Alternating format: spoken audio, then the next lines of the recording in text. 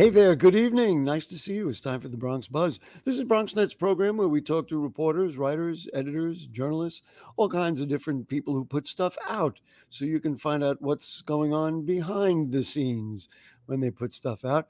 In our second segment, ironically, we have something that's going to tie into what we're talking about in the first segment. It's an arts thing that you'll enjoy.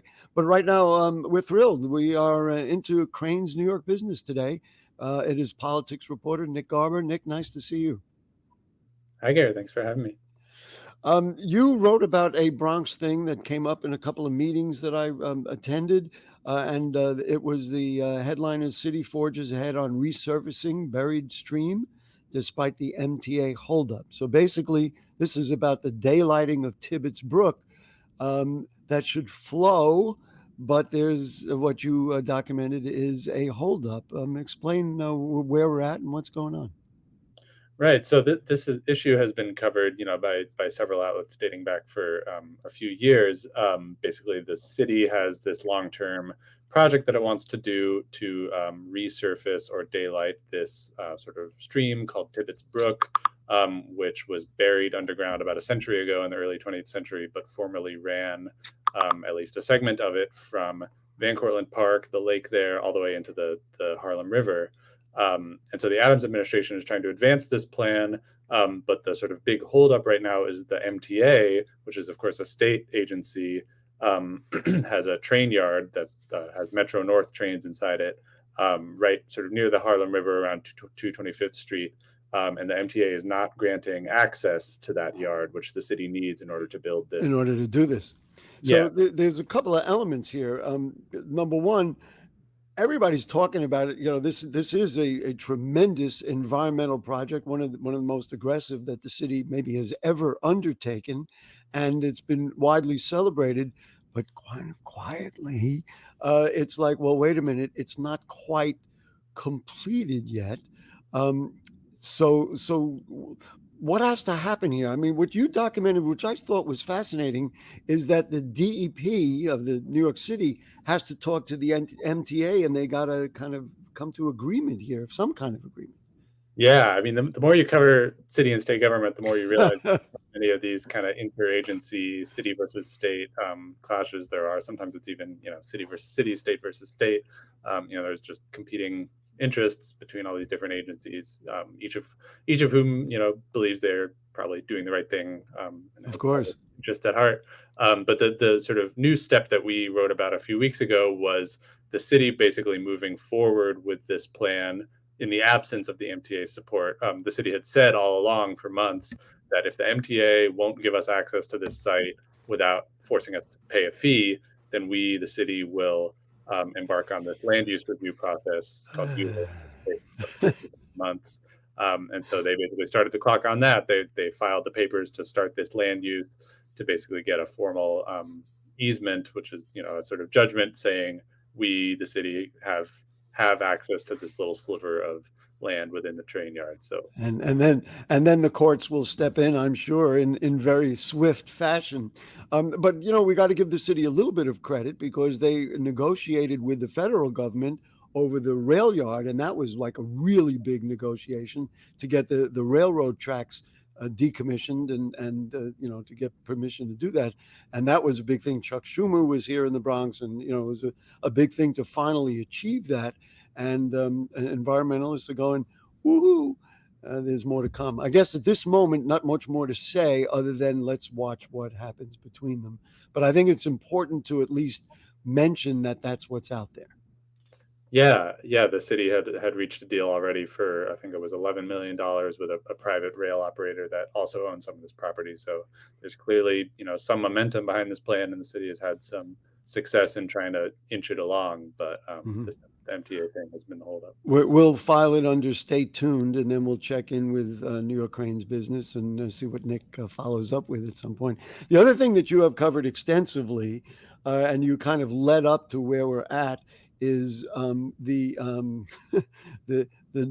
redistricting.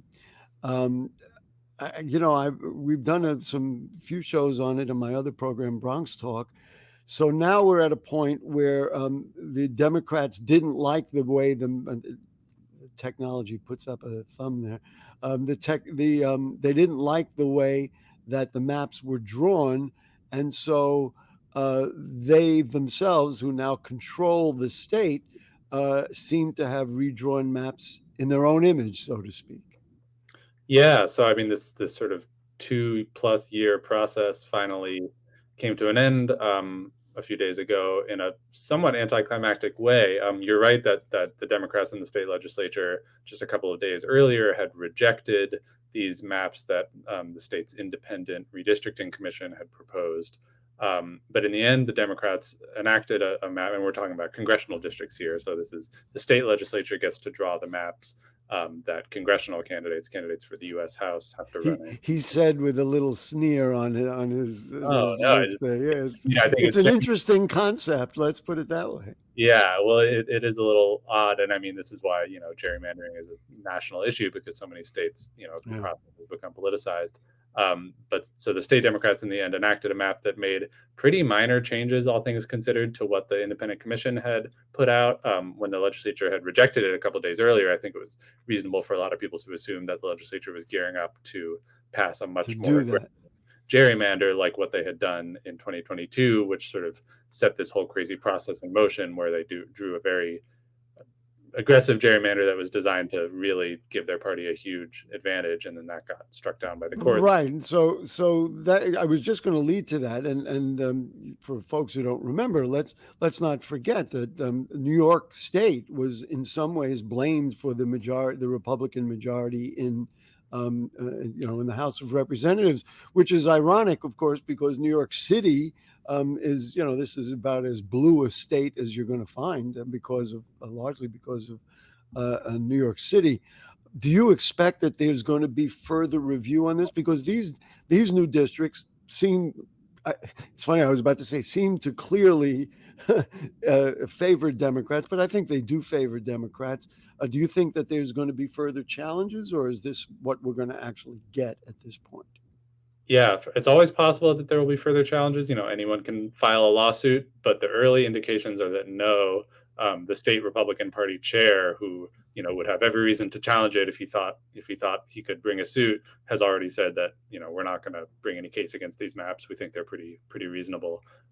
So it seems as though most likely these maps will at least stand through this year's congressional elections, and then most likely remain in place until after the next census. So that's in 2032 is the next time we'll have. Wow. Okay. So get used to it. But for Bronxites, Jamal Bowman is being challenged by George Latimer up in Westchester, and I think the feeling was if the district remained the same, then Bowman was in serious jeopardy, because Latimer, of course, it has the large part of the the Westchester district, and obviously people up there know him. But as I understand, and I have not examined the maps fully just yet, we're certainly going to do that as we get closer to the primary. But it extends, that district extends now further south and is going to include Co-op City, which certainly they voted him in the beginning. It certainly would suggest that Bowman gets a pretty good advantage through this redistricting. And that's a pretty significant, because it's been a battle, but pretty significant political race. Yeah, really the only significant change to any New York City district as a result of these new maps were what you said, was adding Co-op City to Jamal Bowman's district, which most likely will give him a big advantage. A bigger boost. Now, he's become rather controversial for a number of reasons. We don't have to review them here. I want to do one more topic with you, if you would, Nick. I love the headline. I mentioned it to you just before the show. The Adams administration shows energy, but limited progress on MWBE goals. And these are, of course, a minority women-owned business goals. Talk a little bit about what the Adams administration wants to do and where they're at and what they're trying to do. Yeah, so we just did a big feature story about, as you said, minority and women-owned businesses in the city. Pretty much every mayor for the last, well, I guess it hasn't been too many mayors, but I was going to say 100 years. No, okay, that's fair. I mean, David Dinkins started the MWBE program. Rudy Giuliani dismantled it essentially, and then it was revived at the urging of advocates under Bloomberg, and then Bill de Blasio really sort of called himself a champion of MWBEs, but his record was somewhat mixed when it came to the big goal, which is actually increasing the amount of money that the city is spending when it comes to these contracts. Of course, the city signs contracts with many, many thousands of vendors every year. And so the idea is that by signing more contracts with minority businesses, the city can sort of use that as a tool for fostering wealth in otherwise underprivileged. So your point is that the Adams administration wants to do it, but right now they're still not very successful. Is this a matter of them not putting in enough money for it? I mean, where is that actually at? Yeah, I mean, it's complicated. So the Adams administration has set this very ambitious goal of increasing its total spending on MWBEs to a cumulative $60 billion by 2030, fiscal year 2030. It's too soon to say whether they'll succeed or fail, but the early numbers, the latest numbers from this past fiscal year show that there was basically no significant change in the total amount of money that agencies that the mayor controls was spending on MWBEs. The mayor's office has their own figures that they say show a little more improvement, but basically it's stagnating a bit. We should say we're recording this on Tuesday, March 5th, and the Minority Business Enterprise Guarantee Facility received $25 million from Goldman Sachs. So that's a start. It's short of the billion figure that you just quoted. So we'll see what happens. Another one of those that we'll check with New York Crain's business to find out in the long run. All right, just in the last minute, what's coming up? You got something good coming up? You want to drop a little hint about what you're working on that we're going to be able to see? By the time this airs, it probably will already be in the paper. But what do you got?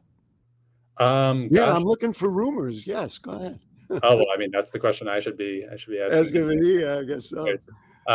No, we're always trying to stay on top of, Crain's. We focus on sort of money, power, property. So I like to cover sort of how real estate intersects with city politics, campaign finance, contracting that the city redistricting, does. all of the above.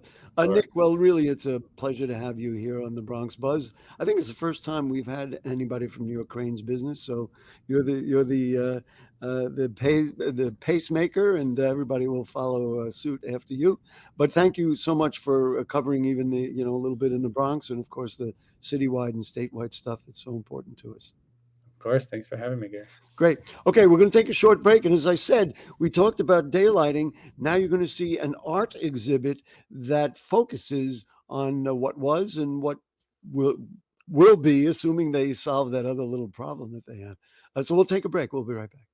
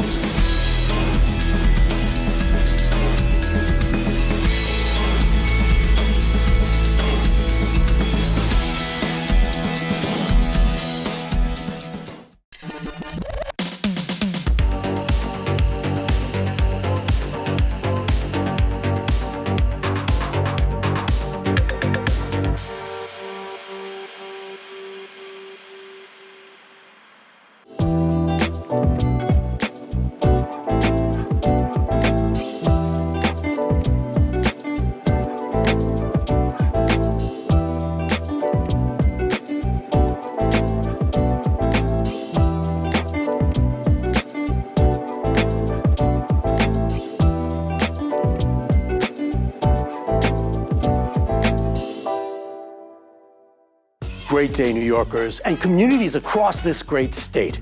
Today, let's talk about something incredibly important for all of us, the Community Media Reinvestment Act. This bill, currently under consideration in the New York State Senate and the New York State Assembly, is vital for the future of community media access centers like BronxNet. Visit BronxNet.org for more information and keep connected. Keep Bronx strong and Empire State strong. Para siempre. Okay, back with you on the Bronx Buzz, and we thank Nick for joining us. And it kind of interfaces very well with this segment because we have Noel, I'm going to try to pronounce it, Hefele is how he pronounces his last name, who is the volunteer coordinator at the Van Cortlandt Park Alliance, but an artist of extraordinary talent. And nice to see you, Noel. Nice to see you. Thanks for having me. So Noel has the Daylighting Tibbetts Brook en Plein Air series, which is showing now through the 29th of March at the Kingsridge Riverdale Van Cortlandt um, uh, Development Corporation in their little gallery. Before we show you artwork and tell the story, I want to show this video now. I walk through Van Cortlandt Park all the time. Noel is the volunteer coordinator, and look who I ran into in the park. Let's take a quick look. Just say your name and who you are, and I see the Van Cortlandt Park Alliance on the display. What are you doing today here at the Enslaved People's Burying Ground? I'm Noel from the Van Cortlandt Park Alliance. I'm the volunteer coordinator, and today we're working on the enslaved people's burial ground. We're tidying it up, getting it ready for winter. Why do you need to get it ready for winter? We'd like to give it just a kind of this is our last push of the season.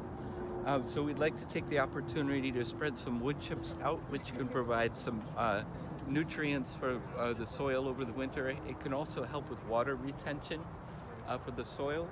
And we're doing a bit of invasive species control in the back there with a group of French exchange students from Lehman College. Very nice. And these guys were working with you as they just walked away? Yes. Okay. Well, thanks, Noel, for helping us save the world. Thank you, Gary. All right, there you go. That was in November, before the winter, and you were getting ready. So I had no idea at that time that you were an artist. I mean, I knew you through the Van Cortlandt Park Alliance. I knew you through the volunteer, getting the volunteers in and all that, and all this incredible work that you do in the park. But you've been an artist all along. Sure. Yes. Tell me about how you got started doing what you do. We can see it all around you. Well, I would say had the bug all my life. I grew up, I was interested in comic books, and there was a kid in my elementary school who just could draw so well that I would always look on in envy. I would take his placemats after the birthday cupcake parties and try to copy and learn how he drew, what he drew. That's just so, it's cute. That's just beautiful that you were just drawn to say, wow, that is what I want to do. And have you been painting throughout that period, throughout essentially your whole life till now? Yes. Wow.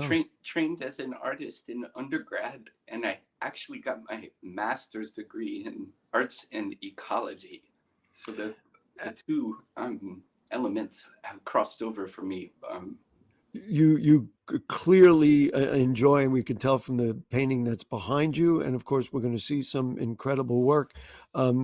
You're inspired by the natural ground around you, especially in the beautiful, wonderful Van Cortlandt Park. Yes, and this is the parade ground itself. Wow. I've seen people out there painting. I've never seen you painting. Do you do it from memory, or do you do it from photograph, or do you actually set up an easel out there in the park? Well, for the plein air paintings, I take the easel out, but I also do have a studio set up where I work from the photographs and sketches that I collect when I'm walking. Let's talk about this exhibit. There was a wonderful opening, and tons of people were there. Explain why the daylighting project. Now, I can just briefly explain it.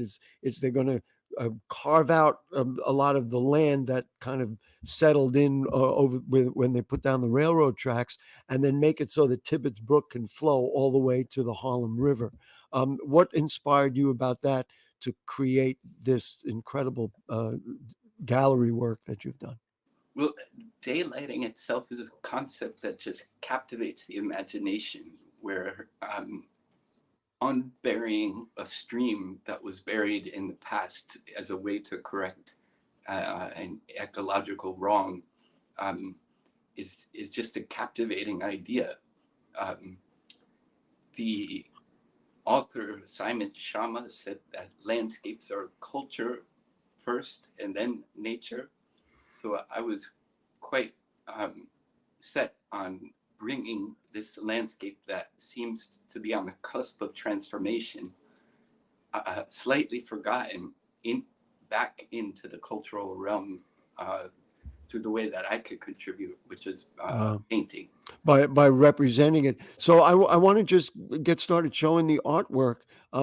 It's excellent artwork, but then when you realize the significance of it, I mean, certainly, you know, I love the park, and I'm you know, a board member on the Van Cortlandt Park Alliance, so this is very important to me.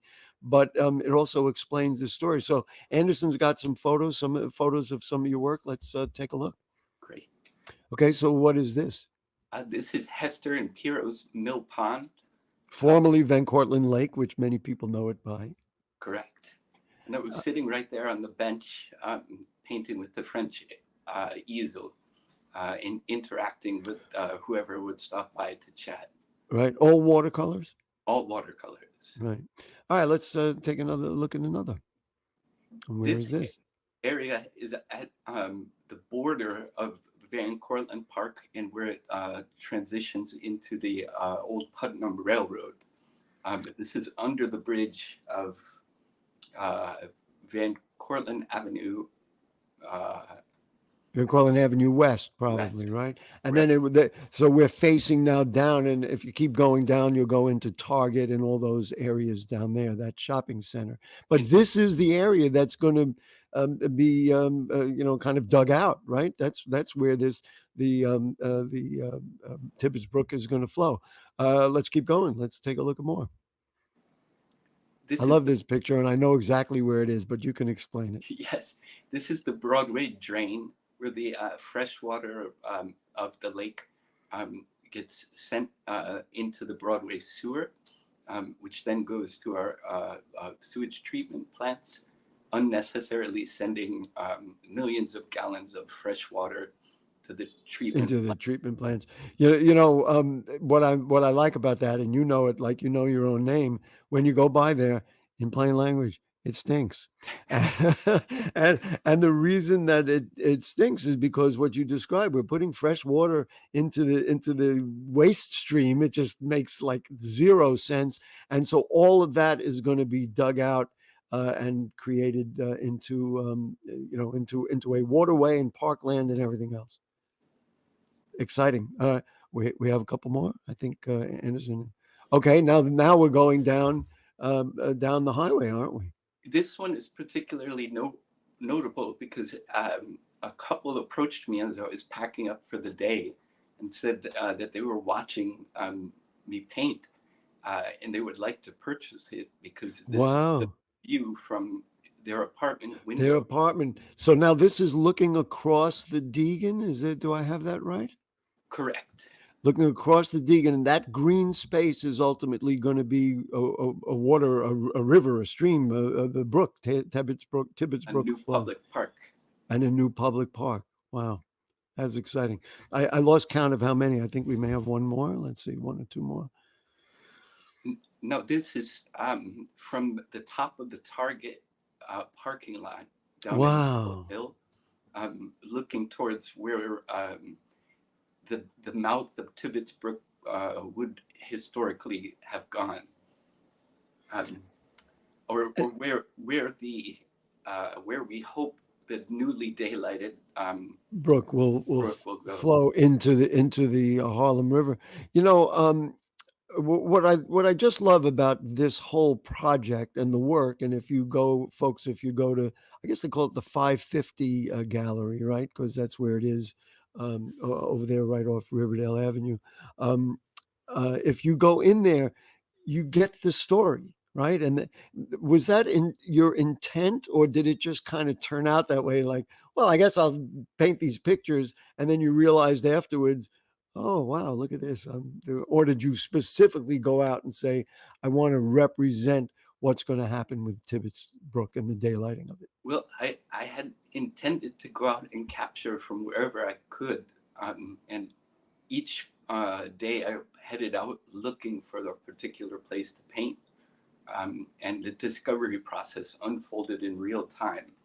I would like to also invite folks to check out the writing that accompanies each painting, available on my website.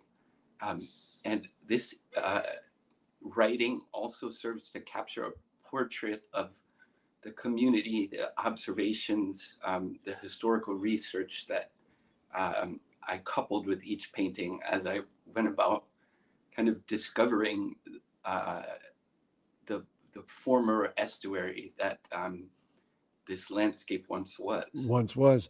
We should mention, I mean, we've only shown 5. I don't know how many pictures, I almost said 15 in photographs. total. There are 15 in total. One of the things that because I did go to your website, and one of the things that I learned from being at that website is that there's a personal aspect of this for you.